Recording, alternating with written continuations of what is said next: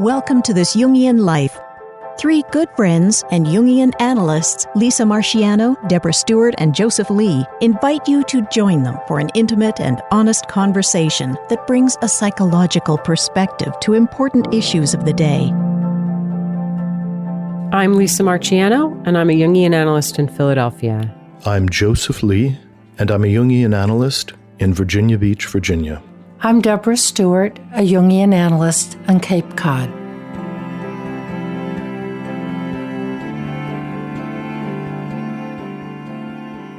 Today, we're going to talk about a powerful and somewhat controversial movie, The Whale, starring Brendon Frasier. It's a heartbreaking depiction of an obese man weighing 600 pounds who is at the end of his life, which we discover at the end of the movie, and he is working powerfully and desperately to contact and develop a relationship with his teenage daughter, trying to connect with a sense of goodness in himself and that he has participated in creating something good in the world. He's a man that's in a deep sense of pain and trauma and isolation. The film has brought great praise for the performance of Brendon Frasier, which was very powerful, and yet also it's been criticized for perhaps stereotyping people with severe weight problems. And so today the three of us are going to walk around the film and we're going to talk about the struggles around obesity from a psychoanalytic and Jungian frame. I just want to remind everyone about our online self-paced program called Dream School. Dream School is where you can learn to work with your own dreams in much the same way that you hear us working with listener dreams on the podcast. And dream work has been just so incredibly important in my life. When I get really lost, I turn to my dreams. I write my dreams down every morning. I don't always get time to work with them, but when I do, they always yield rich rewards. And I am personally so grateful that I know something about how to work with my own dreams. It's always hard, still hard for me, but knowing what to do with it, knowing how to get started has made a real difference in my life. So I hope that you will all consider checking out Dream School at our website, thisjungianlife.com. Joseph, I just want to acknowledge that you were the one that brought this film to us and suggested that we watch it and use it as a way in to talk about these incredibly painful and psychologically important experiences of obesity and binge eating and all of the many issues that those things touch upon. So I just want to acknowledge my gratitude to you for bringing this to us. This is a really emotionally laden topic, and the movie does an amazing job of stirring feelings, I think, in every listener. I don't think there was a feeling that I didn't experience watching this film. And so lifting up in the way that the movie does and in our own reactions to it, all of the complicated feelings is quite an endeavor. It's a film and an issue that is very difficult to talk about, and it's representative of a lot of issues in our culture that are very difficult to talk about, that get polarized, that become issues of right and wrong. Which side are you on? And we are going to try to do it in a nuanced kind of way. So part of it is the topic, and part of it is how do we talk about something like this? And I think in the movie that is subtly introduced in the opening scene.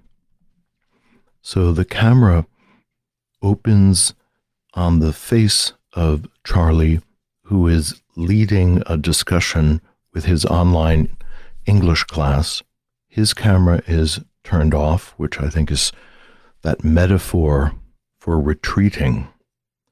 the way that Charlie, in his suffering, is ambivalent about making contact. But what he tells his students is the whole point of this class is to learn how to effectively communicate, how to express clearly, and how to speak from a deep and authentic level.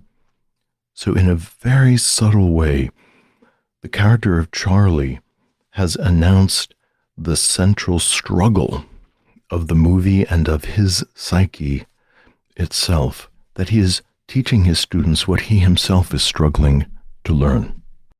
He wants to help them to be seen, metaphorically speaking, through their writing. And he himself does and does not want to be seen. He blocks the image so nobody can see him visually. And yet he's communicating and wants to get a message across. And you're right, Joseph. It's such a powerful metaphor for this issue and what happens to us as we see him with our eyes and the feelings that generates. So when I'm imagining this paradigm of making contact, I'm brought to some of the psychoanalytic literature about interruptions in the infant's life that lead us as adults to either avoid contact or to symbolically take in anything that represents contact. So in that kind of model, the child is in a deep sense of longing, wanting to connect with the primary parent, needing to, as a part of survival, and maybe through fate, maybe through an inability in the primary parent, the child is left in an agony of longing. And if that agony gets to a certain pitch, the psyche begins to develop coping mechanisms that pull it away from wanting that contact, but also supplying a substitute contact. And if we think of eating, which is central to Charlie's life, but also the source of his great suffering, his primary concern and pleasure is in taking in. So this takes us back to, our very, very beginnings as humans. And we start in a pretty obvious way of being connected with an other when we are in the womb. And we are surrounded in every sense of the word by connection.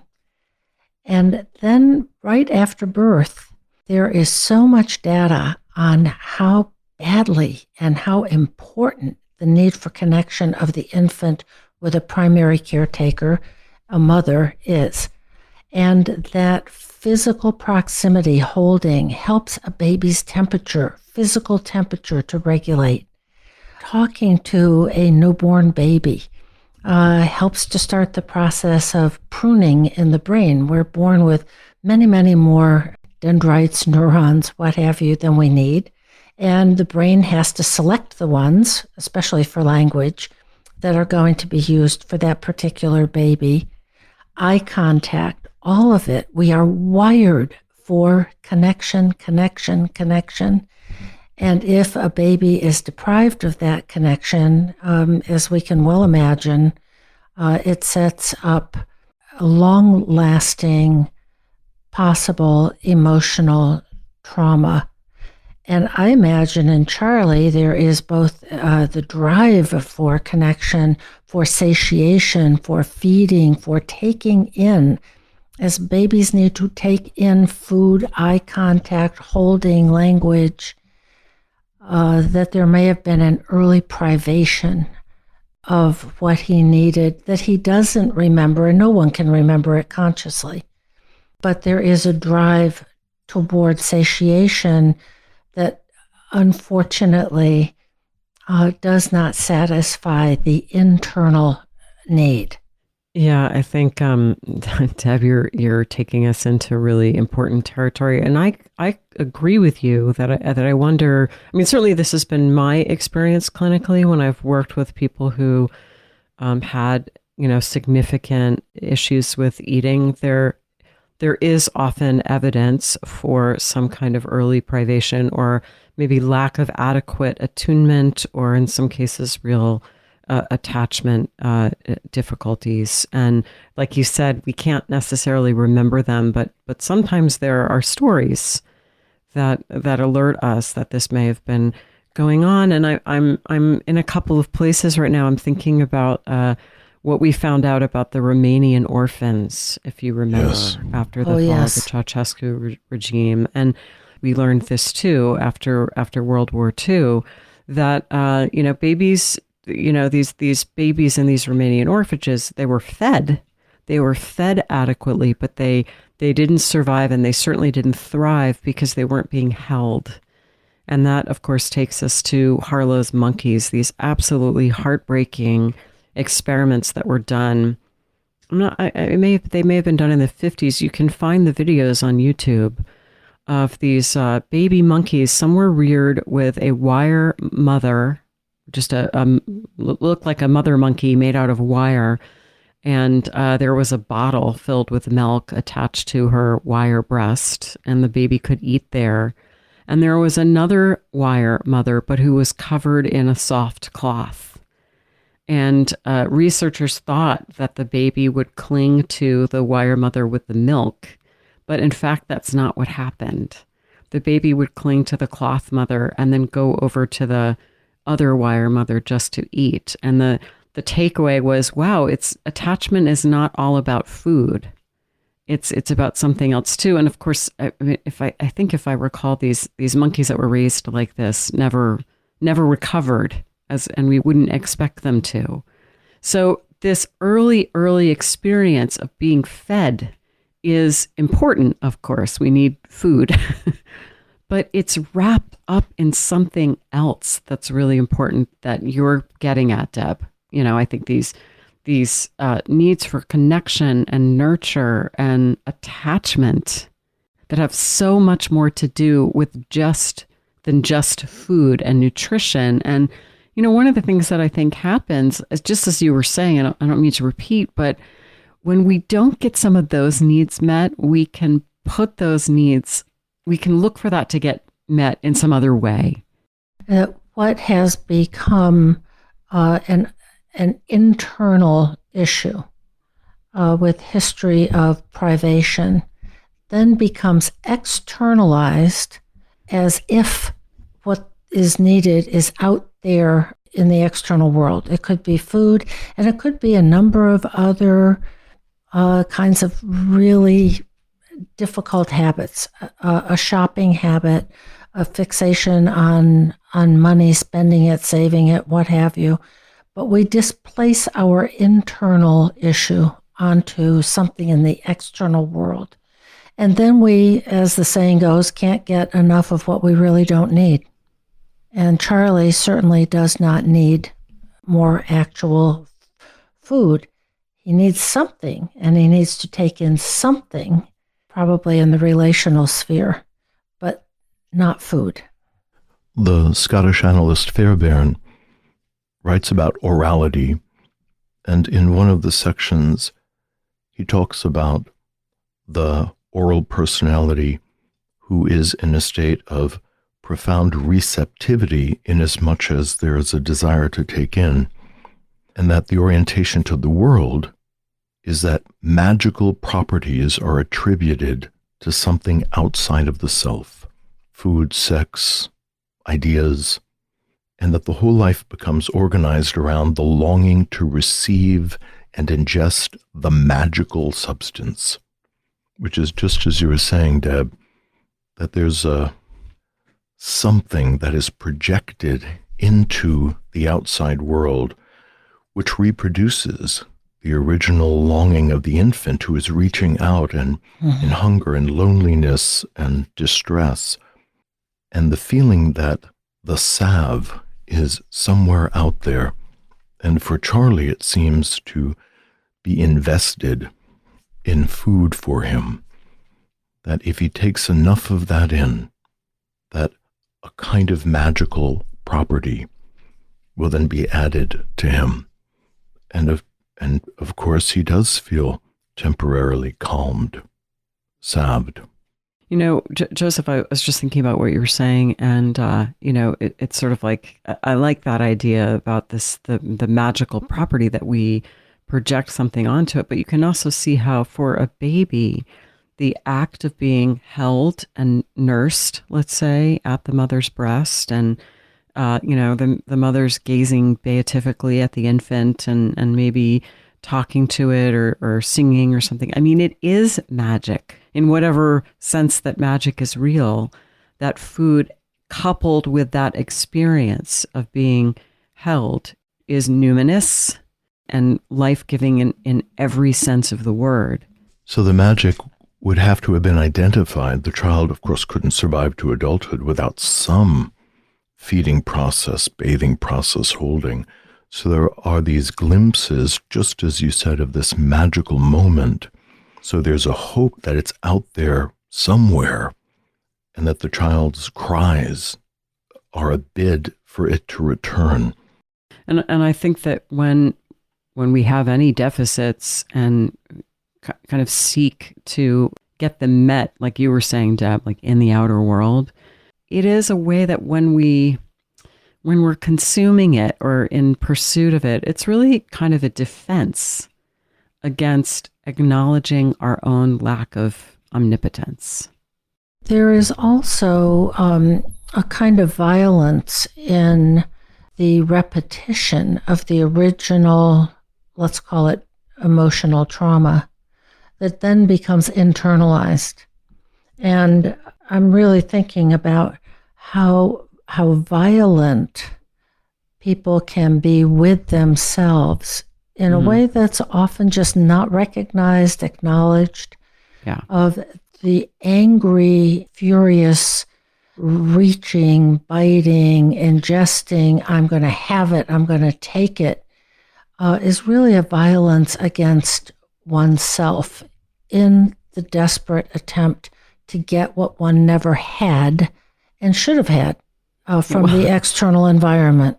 I'm thinking of that moment in the film where Charlie's friend Liz has brought him a sub or something, and he's wolfing it down to the point that he begins to choke. So I think there's that sort of violence to oneself. But I want to go back for a second, because Joseph, after I said that about it's a defense against, an awareness of not having omnipotence, you looked thoughtful for a second. Did you? Do you not agree with me? What do you think about that? I do agree. I was just thinking about it in my own kind of framing, that if we cannot have, in this case, the proper contact with the primary caregiver, and then we take that in and wrap the pleasure around, let's say, food, but it could be any number of things, we do have this fantasy of omnipotent control over the caregiver by having omnipotent control over food.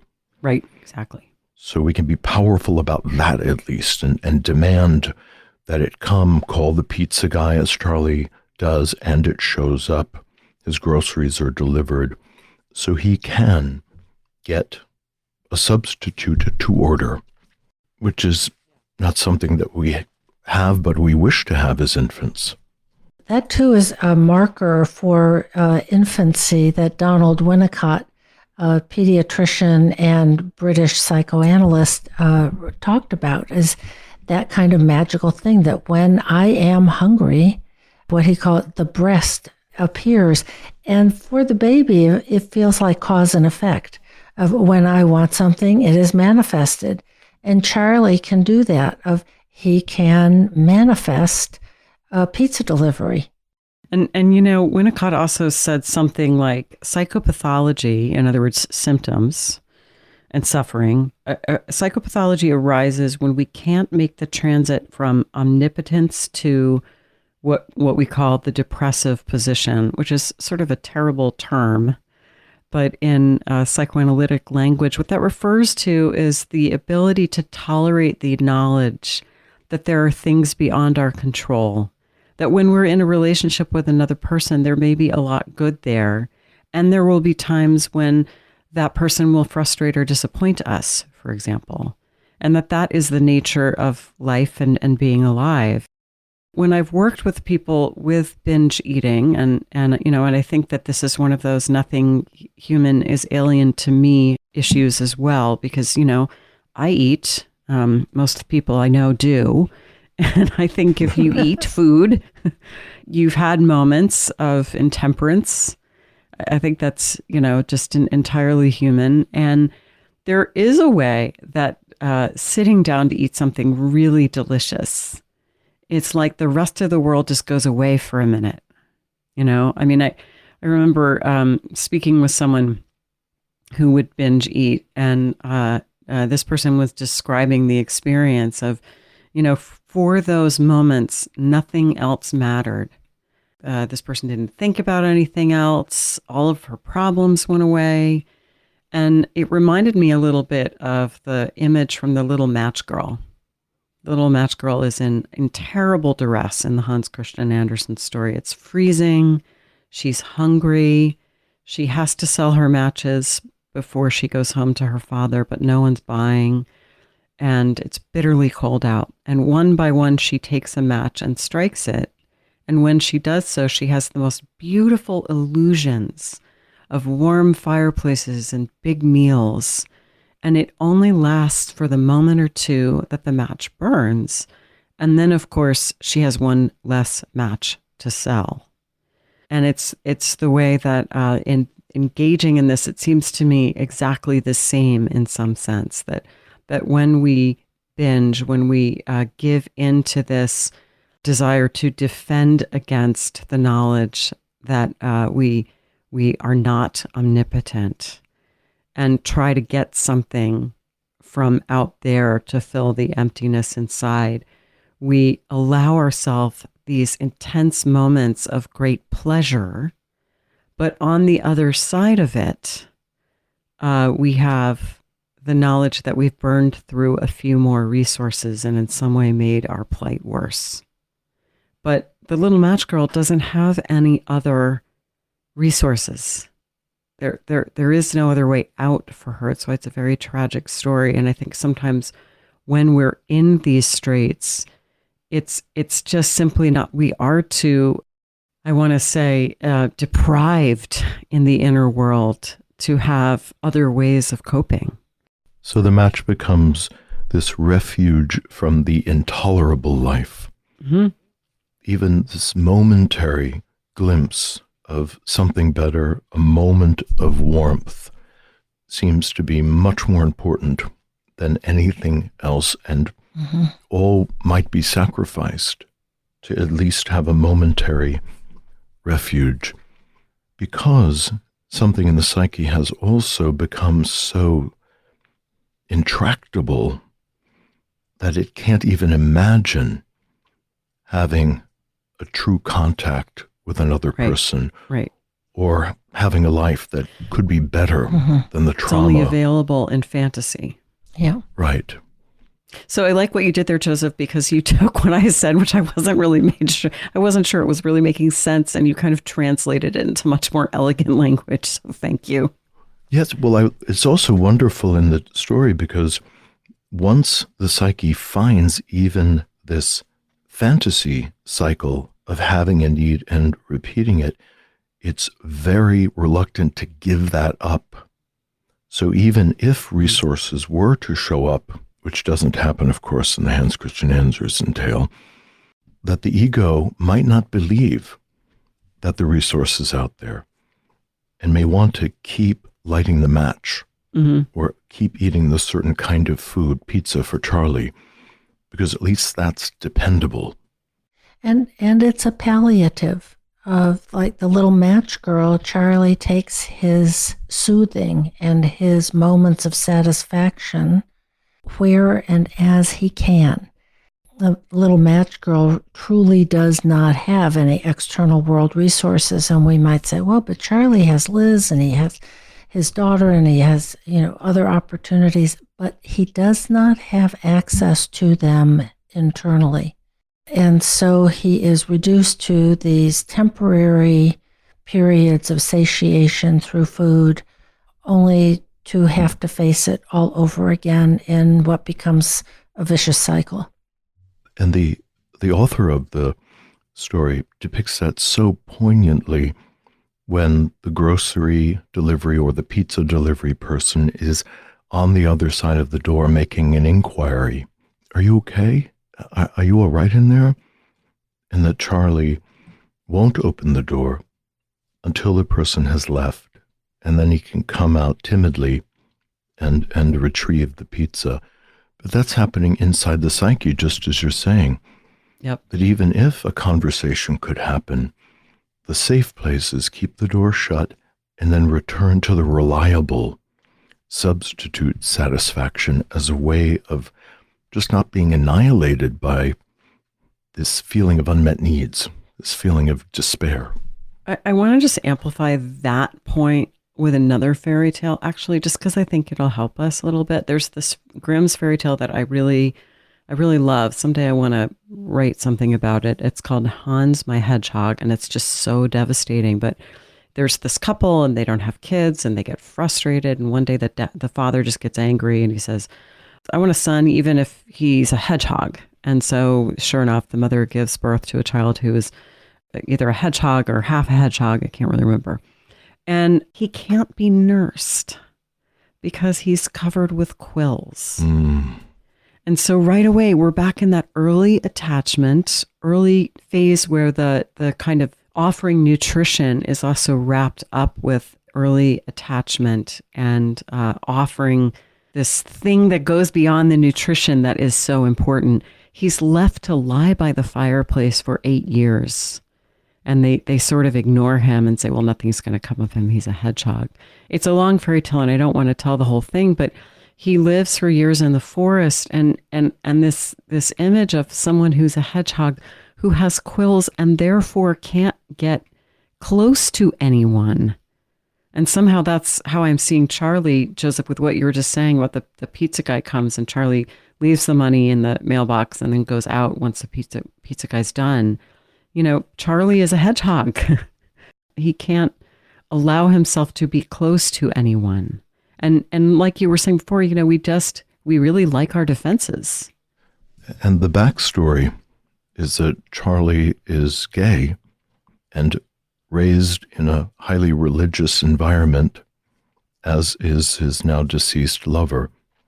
So many of the gay community are raised in environments, and even as very young children, they're hearing this condemnation of differentness, that in a sense, Charlie does begin to feel like he's a hedgehog, that he's not like everyone else, that he's born into a different world that won't come close to him because of his little quills in some fashion, or that he has to pretend that he's different and in fact does marry a woman and father a child. But the internalization of being different and wrong, and the hedgehog, I imagine, believing that it's his fault that they're not feeding him, because there must be something wrong with me.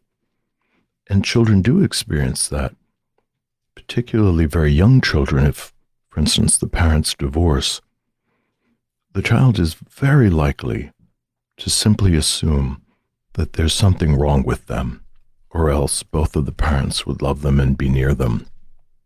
And that can become a stance. You had mentioned Fairbairn before, Joseph. He was the first object relations analyst, and certainly not a Freudian. And object relations just means the early stages of our development before we really had an ego. And then what happens to children who are deprived is that they do blame themselves because it is less threatening to blame yourself than it would be to have to face the fact that you have not been loved, that perhaps you're not wanted, that something different about you is unacceptable. That's the worst thing of all. Whereas if you say, well, if I were only a better boy or a better girl, at least that gives you some hope that you can control it, that you could change yourself and become more pleasing. Exactly. So the child gets to continue to fantasize that the parents are good or the caregiver is good by taking in whatever pain it is and blaming themselves, which I also think shows up in Charlie's story with his daughter as he laments in anguish, I need to believe that I have done or created some one good thing in this world. And that is exactly what you were saying, Deb. And I mean, that's a cry that comes out of his bones. It's so deep. That incredible scene when, he reaches his hand out, this kind of desperate plea to have the other person agree with him, or perhaps to provide evidence of this. It's an incredible anguished moment, but we can see that he has taken in the feeling that if he's not getting what he needs, there's something wrong with him, and that the daughter, he has to believe that she's good, or else there's nothing good left in the world. And he takes in and takes on his badness as a father with this incredibly difficult, angry, blaming teenager.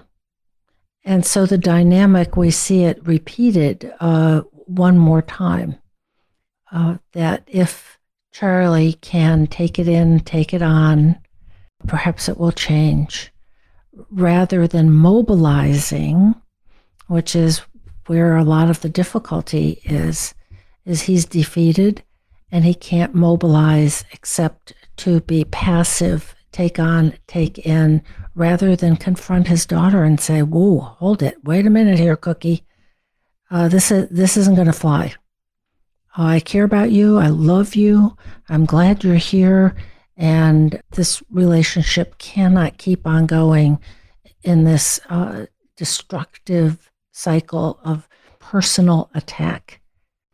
It seems to me that what we are circling around is a dynamic, a relational dynamic between Charlie and Charlie, and between Charlie and his daughter, Liz, and other people in his past, that is hardly restricted to the issue of eating and overeating.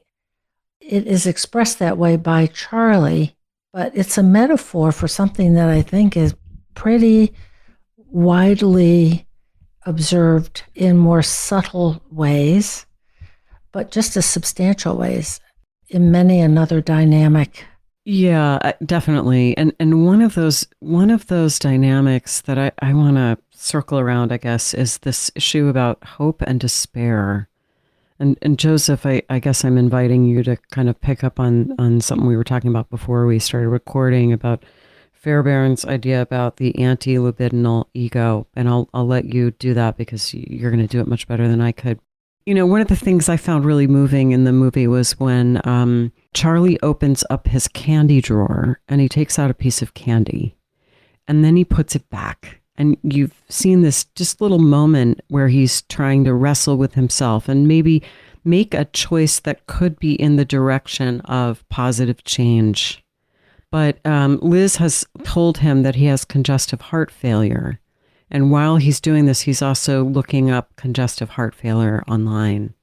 And when he recognizes his plight, he opens the drawer and takes out several pieces of candy and starts scarfing them down. So I'm thinking about the way that hope operates, even how painful hope can be, and how despair can be comforting in and of itself, because it allows us to kind of just collapse into it and surrender and to kind of give up the struggle. So I'm finding myself thinking about despair as a kind of defense against suffering in a way. So in that model, it seems like rather than put himself in a place of desperate hope, perhaps a desperate hope that his congestive heart failure might be rather miraculously transformed without him having to suffer the deprivations around limiting food and feeling the impossibility of his heart being cared for. He can go to something that is reliably pleasurable. He has control over opening the drawer, possessing the candy, being able to receive something from the candy, even though he cannot find a way to receive the medical care that might be available to him. So it is absolutely a way to get some need satisfied with some sense of control. Something inside of him is also interfering with this ability to imagine that there could be a different life. Well, and I think the thing about being in situations like this is that hope is a torment because you don't even know that you should trust it. Why should you trust it if you've had these early attachment deficits that we've been talking about? Plus, hope means you've got to keep trying. Hope puts responsibility on you to do something about your situation. So that hope can feel like a torment. So then we have this notion of this, as Fairbairn called it, this anti-libidinal ego that's going to attack hope, that's going to cut off, that's going to keep us from getting connected. So we both really want to get connected. Charlie wants to be connected. But then that comes with such a risk of further suffering that there's a way that we attack the connection as well. It's better to just fail than to try and fail anyway. That way you can just sink down into it and take the false comfort that food offers because it's hopeless. Hope requires effort. Hope requires also holding the possibility of, I'm going to give this my best shot, but it might not work. It's vulnerable. It requires holding both instead of the split, which is all or nothing. It's either hope or despair. We have to hold on to both. I'm going to try. And I think that this movement between the adult attitude and the infantile wound is really the problem. He's an educated fellow. There's somebody who's caring for him, Liz, who's a nurse. It's the sister of his deceased lover. He could create a reasonable expectation that the correct medical care in a number of realms could assist him in both overcoming the obesity as well as healing or managing some of the organ failure inside of him. But as you were saying, he would have to give up something in order for that to happen.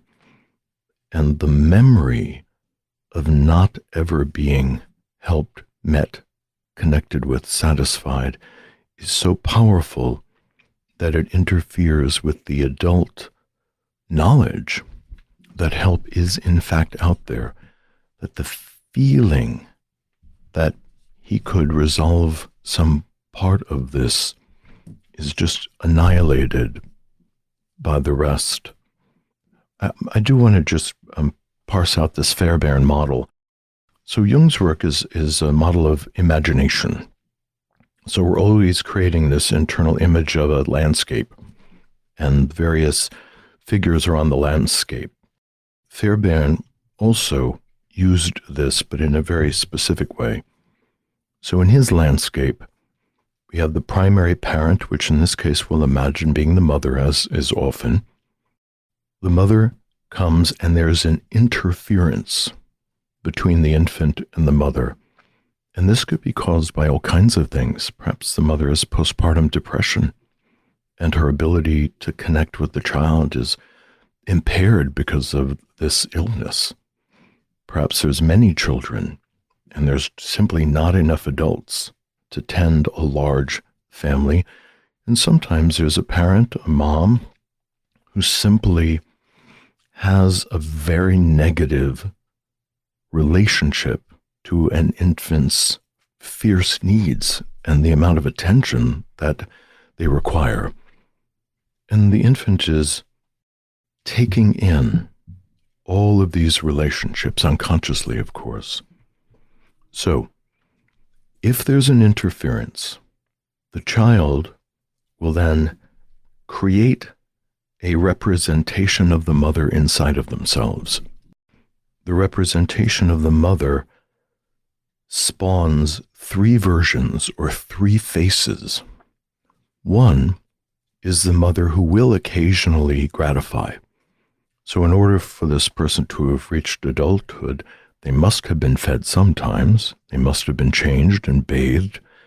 So there are impressions, even if it's intermittent, that somebody does arrive. And the central part of the ego really does identify with the comforting and gratifying aspect and has some vestigial feeling that there are possible relationships with people in the outer world. The second face of the mother is the enticing mother, or sometimes called the exciting withholding mother, who might come into the room for a few minutes, perhaps to clean, or perhaps for some other reason, and the child's aware of the mother and feels the promise of connection, but then the mother kind of leaves without acknowledging, or perhaps is distracted but in the room. And this creates this intense desire for connection that is never met. It's a perpetual seeking and longing for the promise of it. And that can create a version of the inner ego that just wants to be so good, so pleasing, that finally they'll be good enough to receive the mother's love, care, and attention. So the exciting, enticing, withholding image of the mother is met with an internal version of the ego that's pleading and pleasing and always trying to be nice. The third face of the mother is the depriving, withholding face. And when the third version of the child's ego splits off, it feels hatred. And it wants to attack the one who could provide but is not. Now, all of these versions, the mother who gratifies, the mother who entices, and the mother who withholds, develop three different stances inside of the person. And if we think of Jung's model that these are three different dyads, or six people inside of us, they are also talking to each other, which is, I think, what Lisa was saying, is the part of the ego that's furious, that wants to rage and punish and feel quite negative, looks over at the hopeful one and wants to get it to shut up. Yeah. Because you're just making this worse. If we just buy into the fact that she's a monster and we'll never hope for anything and just finally adjust to it, we'd be better off. So that can be extended to anything that provides a possibility of hope. You have just really circumambulated what early sustained relational trauma can look like in a child, and then later on in that person as he or she grows up, that there's a lot of seething dynamic going on unconsciously that Donald Kalshed, who we've had on the podcast and we've referenced his work so many times, is really an expert on early relational childhood trauma and what it looks like as an adult, which is the progressed version of the child that goes to school and becomes, pleasing or skilled in some way. And then all the unmet needs that you just described so well, Joseph. And we see that in Charlie with his mellifluous voice to his students before we ever see him. He is articulate and the voice is beautiful. And it really shows him in that progressed way of the skill that he has developed, his ability to present himself, to be seen as a leader. He's the teacher. And then we see in the flesh, quite literally, what that regressed part of him looks like, and all those inner dynamics that I think you laid out so well. You know, I'm just holding in mind the Fairbairn stuff, which I really love. And Joseph, you just did such a good job of laying it out. And I do think it's so relevant to what we've been discussing. I think another piece of it is our own anger at our needs. When we have needs that don't get met, those get internalized as, I want to say, maybe something like shame or self-disgust.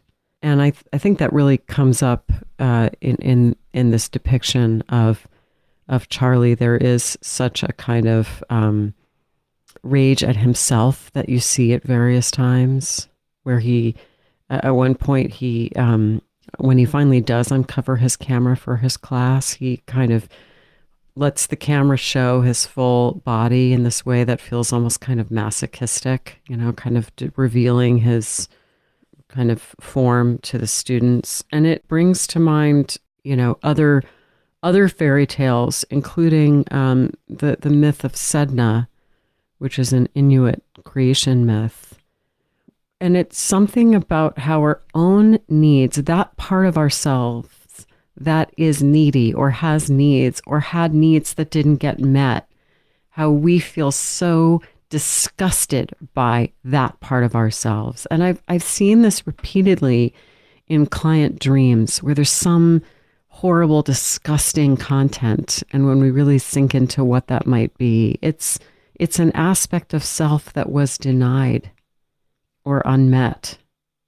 And in the myth of Sedna, she's a giant who is born to the creator god Anguta. And she is born with this terrific hunger that causes her to attack her parents. She's devouring. And her parents say, well, enough of this. I can't deal with your neediness.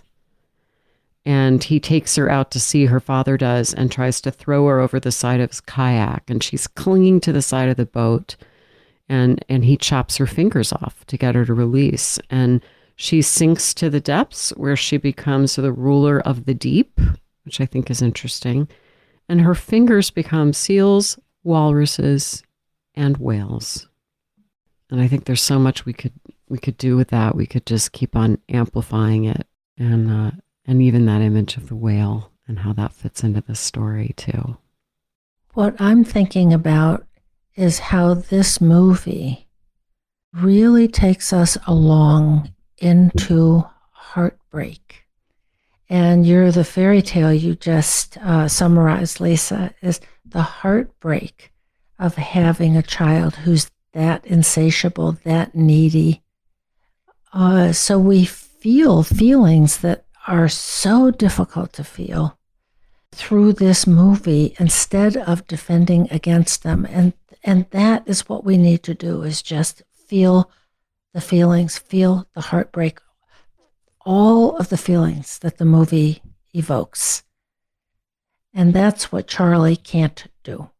But we can do it. And we need to. So for the audience to bear the unbearable affect. And that also happens in the play in a way that's really just excruciating to watch, when Charlie is talking to the young man who's a missionary and is trying to demonstrate his own capacity to redeem and to be pleasing to his father. Charlie begins to understand that the missionary is trying to reduce him or push him back into this place of shame, into this style of religious boxing that's going to alienate him from the loving experience that he had with Alan. And he begins to ask this question of Thomas over and over again. Do you find that disgusting? Do you find me disgusting? He begins to describe all of the physical problems that he struggles with in his body. Charlie says, Alan could see my swollen feet, the sore patches on my skin, the patches of mold between the flaps, and love me. And love me. Do you find that disgusting? And then finally, Thomas says, yes, you're disgusting. And then you can see on Charlie's face a sense of relief that somebody else is holding the intolerable feeling for him, that Alan was able to meet him in this place of self-hatred, which happens because the child is sure that there's something disgusting about them, which is why the parents are turning away from them. This preceded any number of other traumas, but that Alan could meet him in this place and attempt to redeem him with love.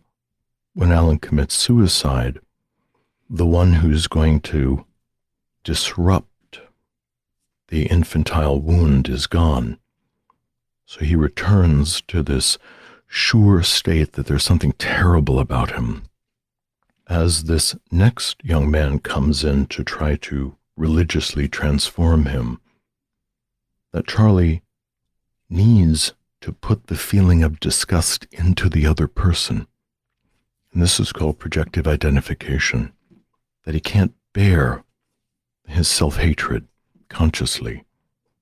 So he moves it into the other and then pressures them intensely to demonstrate the feeling that is injuring him, that is eating him up from the inside.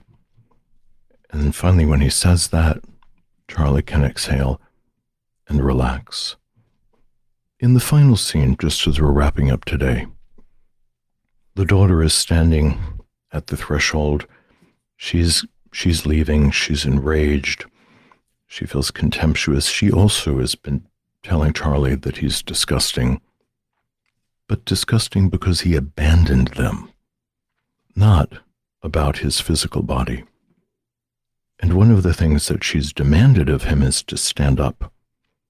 To move, she needs some evidence that he still has agency, that he's still alive.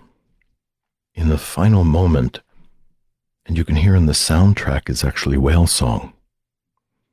He rises off of the couch with enormous effort, which is not, or rather is meant to evoke the feeling of an enormous sperm whale or Moby Dick rising from the depths, moving towards the water and moving towards a possibility of connection with his daughter. Each step is enormously difficult for him. His heart is in distress. He's sweating copiously. The daughter, in a kind of fierce intensity, is staring at him. He's been talking and thinking about an essay that she had written about Moby Dick as a child, which he reads to soothe him throughout the film. And so everything comes together. This bid to actually make contact, this life possibility libido, putting his limbs in motion, this rousing of power to try to demonstrate a capacity to connect and to move towards the open door. And suddenly, in that moment, there's this spasm of pain and an image of him lifting lightly off of the ground up into the light, which in one sense is like the whale surfacing, breaking through the top of the ocean. Also, of course, a metaphor what it seems to be that he is dying. And in some ways, a final offering to the one he wants to love him. The incredible amount of sacrifice, even the sacrifice of his life, to satisfy the daughter in the hope that she will receive him and love him. There's a lot of controversy and confusion about the end of the movie because it isn't as explicit as people might want. But I think that final enormous effort is summed up in the final line of the girl's essay. She writes, "I felt saddest of all when I read the boring chapters that were only descriptions of whales because I knew that the author was just trying to save us from his own sad story, just for a little while."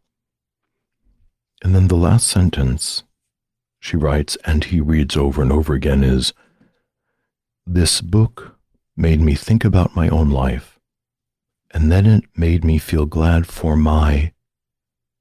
And the last sentence is never finished in the screenplay or in dialogue.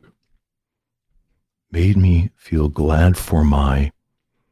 And what I suspect is that there is a hope inside of Charlie that he might be the secret thing that has made his daughter feel glad. That the sentence completion he hopes for is, "And then it made me feel glad for my father, for my life."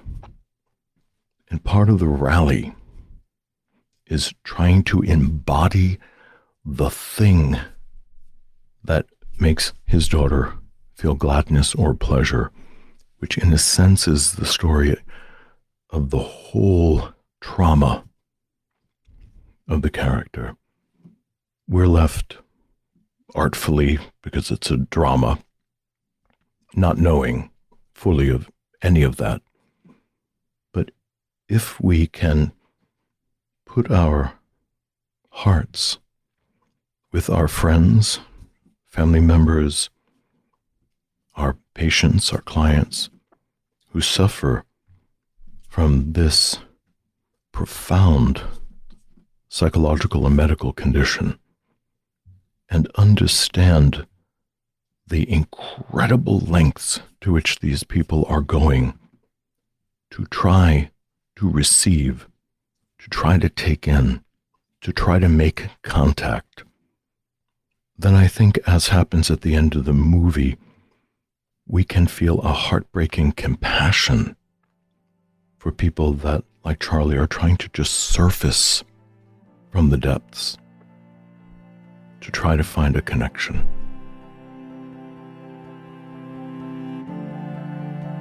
Hello, everyone.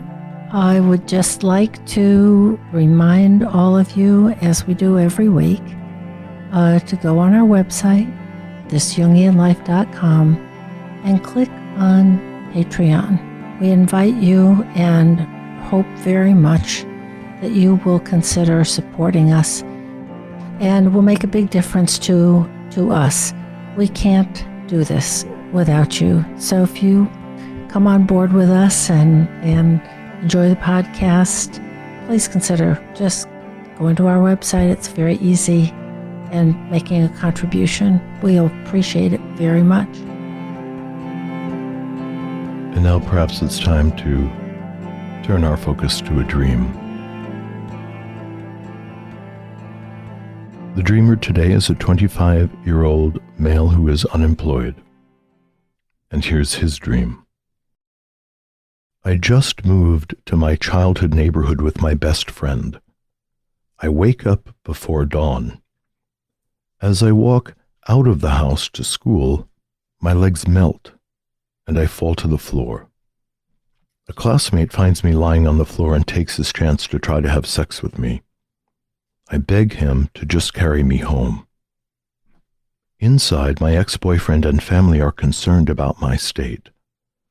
I just need to rest. Everything is fine. This new house is big and has a beautiful light, yet seems old and dusty. There are several pieces of unfinished wood furniture that I'm not able to work on right now. I get out of the house again, everything seems nice, but on my way back home, My legs stop working. I desperately start to crawl. Now I cannot find the door to the house. Luckily, a cleaning worker comes to help me. She hands me a caterpillar having babies. She tells me, had I been laying on my bed for more time, I would have woken up surrounded by them. And then I wake up. As for context, he says he's 2 weeks sober and the rent is due next week. He's feeling very low and he can't seem to function. The feelings in the dream are helplessness, despair, horror, curiosity, and sadness. And then he describes a few associations. His best friend signifies security. The old house he thinks of as his self. The classmate corresponds to childhood trauma. The legs correspond to the ability to move, and the caterpillars correspond to evolution. Well, it's such an eloquent dream, really, because the images just so concisely and poetically convey what must be a very difficult life situation, that he's literally having trouble mobilizing and his legs just keep melting and he can't move forward. And that is indeed how he is feeling. His, rent is due in a couple of weeks, but he doesn't even know. He can't even kind of get off the block. He can't get started. So the dream is doing what dreams do, which is with great wisdom and precision, illustrating the psychic situation in which we find ourselves. I'm interested that the dream setting is the childhood neighborhood and presumably childhood home. And he wakes up before dawn. So he's back in sort of a family, neighborhood, cultural complex, an earlier complex from his childhood. And he wakes up before dawn. So what's dawn? It's a new beginning. It's the new day. And there's a bit of a hopeful note here that he wakes up ahead of time. And then it seems to me that as he walks out of his home to school, again, sort of reiterating a childhood situation where kids go to school, his legs give out. He can't make that happen. And that happens again, where he walks out of the house again. So he's trying to leave the childhood complex to go to school where you learn things, or he simply leaves it again and tries to get out of the complex. And his legs stop working. Now he starts to crawl. So here is some forward momentum using the locomotion that he has available. And then he finds the door he tries to find the door to the house and can't, but a cleaning worker comes up to help him. So let's look at that symbolically or metaphorically. If something needs to be cleaned up here. And she tells me, had he continued to lie on his bed, that's my understanding, for more time, he would have woken up surrounded by caterpillars having babies. Well, what are the babies that caterpillars have? What do caterpillars turn into? They metamorphose into butterflies. And so I'm thinking that here is the telos of the dream around mobilizing, around taking action, around getting out of the childhood complex. And then in the context, he says, well, congratulations, he's 2 weeks sober. My gosh, the beginning of sobriety is so hard. It is so hard. And it seems to me the dream depicts an effort. I want to also pick up, Deb, what I thought was so important in the dream is there are these 2 times when his legs give out. It happens twice. And dreams will often do this. They'll set up these little mirrors, and it's important to notice when that happens what's the same and what's different. And you picked up on one of the things that's different, which is the second time he starts to crawl. So he's finding some agency the second time. The first time he just lies there. And that's when he is, taken advantage of by this schoolmate who's like, oh, you're lying down. Let me have sex with you. So, and there's this intimation in the associations that there was some childhood trauma around that. So the first time that his legs fail him, he is utterly helpless. He's passive and he is victimized. And we could also see this as an inner psychic situation, that maybe when he falls into paralysis, psychic paralysis, he's kind of attacked from within. So maybe he treats himself very, very badly, which is something that we can do sometimes when we've done something that we're disappointed in. But the second time he finds some agency, and the cleaning worker shows up. And like you said, I think it's okay. This is a different kind of psychic content. Someone's going to come along who's going to help clean up. But of course, that could be the impulse towards sobriety. And she brings with her this image of transformation and metamorphosis. Yes. There is a note of real hope in the dream, and specifically in the way it ends and its lysis. Yep, I really appreciate you articulating that more clearly than I did. And our dreamer is engaging in an effort to become sober. And that is a real cleanup effort. Mm-hmm, definitely. I'm aligned with each of the things that you had identified, but I find myself going to just the final sentence and wondering if this is a direct suggestion from the unconscious. The worker tells me, had I been lying on my bed for more time, I would have woken up surrounded by them, the caterpillars having babies. And so part of what might be suggested is that the current depression is actually curative, that he needs to rest into the depression, to not fight it, to not drag himself out of it with his legs, but to rest in the bed, and then when the libido returns, you'll be surrounded by this fertility and possibility of transformation. Now, this is very difficult. As he says, the rent is due next week. I'm imagining he feels that he's got to mobilize to do what's necessary to take care of his obligations. But the psyche often is not necessarily interested in the outer situation, and sometimes prioritizes what the soul actually needs. So it's wonderful that's 2 weeks of sobriety. He's passed any kind of medical detox, which usually happens in the first week. So his body is beginning to return to normal functioning.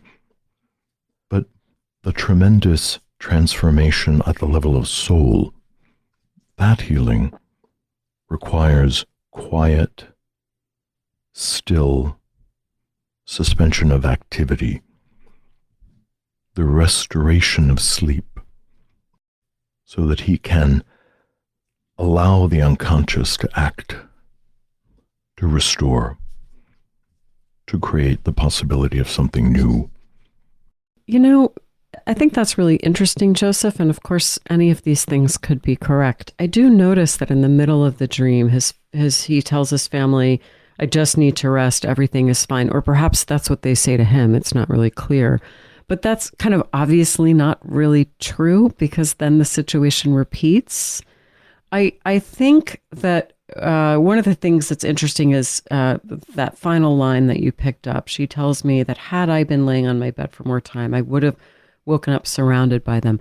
One of the things we don't know is whether or not that's good or bad. And if the dreamer were here, I'd want to say, well, what's the feeling around that? Like, do you feel like it would be a good thing to wake up surrounded by them? Or would that be like, then you've got caterpillars in the bed? I mean, I don't know. So maybe he needs to rest. I really see that as a possibility. And I'm also aware that the lysis, the incidence of falling. And by the way, he says he's feeling so low that he can't seem to function. And when your legs give out and you're lying on the floor, you are indeed low. That the second time that happens, it seems important that he does begin to crawl. So it makes me wonder if efforting is an important thing here. It's just maybe a tension to hold. I do also want to point out that he talks about there being a new house. And I'm not sure if there's a second house. You know, Deb, you were picking up on the child at home, but then it's a new house. And it's big and has beautiful light, which again feels positive. Like this could be the beginning of something positive. The house is old and dusty, but there's a cleaning worker. Dust is something you can take care of. It's structurally sound. Well, it seems like in the beginning he's moved back to the neighborhood, but it is possible that he's in a new house, although it's in the proximity of the childhood issues. And I really like what you're saying, that there is agency in him, that there is a capacity to work that is connecting with him at the end. And to clean up his life, to get clean, is often something related to sobriety. I'm back with what you said, Lisa, about the crawling. And that is something that he can do. And the getting clean with the help of the cleaning person. And what this dream says is that had he been lying on his bed for more time, he would have woken up surrounded by caterpillars having babies. And that begins to feel, instead of like a transformative image, it feels like an infestation. You know, so we don't, again, your point is so well taken that we can point out a positive and negative valence as possibilities. Only the dreamer himself would know. We don't need to have, hundreds and hundreds of caterpillars for real transformation to happen. And when things are in multitudes, they're often diffuse in the psyche. People sometimes dream of, I was with a whole group of people who were doing something, versus a connection with a singular person who is doing something. It gets condensed and distilled in a singularity, as it does not in a big crowd. The other thing is that caterpillars don't lay eggs. Right. Caterpillars. Butterflies do. That the caterpillar is in the premature form, and that it has to transform into a butterfly before it can lay eggs that can hatch. So there's something uncanny about that claim. Yes. And I want to say, though, that caterpillars crawl. Yeah. The dreamer is crawling, caterpillars crawl. And then, of course, when they do mature, they fly. Yes. So there's some really early change process that's dicey right now, but I think it's underway. And I would add that in the waking world, we don't need to literalize rest. That he has to stay home and sort of lie in bed. The rest is a psychological, spiritual, emotional process of how to calm his interior, how not to be perhaps, overly perseverating on, let's say his addiction, but how to simply get in motion and do what needs to be done in the waking world to earn the money, to pay the rent, while not being overactivated by that psychologically. And I think that's what recovery programs help people do over and over and over. They are your rest. They are the place of support. They are the place that brings you back to your center, and then you go out and do what you have to do during the day. Another piece of work that I think is being brought forward in the dream, which he's aware of, is that the classmate trying to have sex with him as he begs to just be carried home. He does relate to some kind of a childhood trauma. I don't want to make any assumptions, but as often happens when people go into sobriety, that the alcohol is no longer defending them against the memory or distress of traumatic events.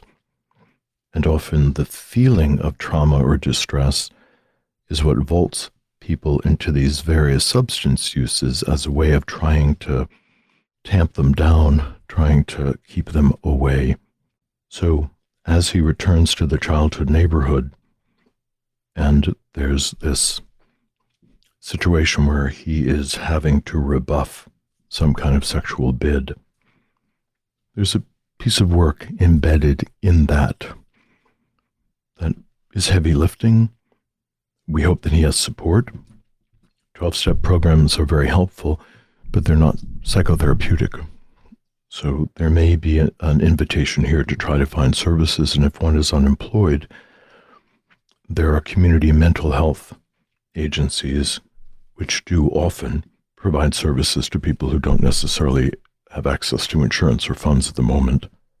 But I take your point, Lisa, that there's something complicated about the advice to be in bed and then to be surrounded by caterpillars, having babies. In one sense, when I think of somebody wrapped up in bed, it's kind of cocooned or papoosed. That may suggest that there's this possibility for rebirth. But there's something missing around this idea that caterpillars having babies, that the alchemical formula isn't quite right yet for this to lead to an emergence from the cocoon. But there's a nudge in a certain direction. And I think, as you said, the cleaning person who is a worker to clean up the life, which often has to do with making amends. That's the kind of cleaning up part of the 12-step program. It's probably moving around in the situation. We certainly wish this dreamer the best. You've been listening to This Jungian Life. From our website, thisjungianlife.com, you can follow us on Twitter, like us on Facebook, help us produce future episodes by funding us through Patreon, and submit your dreams for possible interpretation on another episode.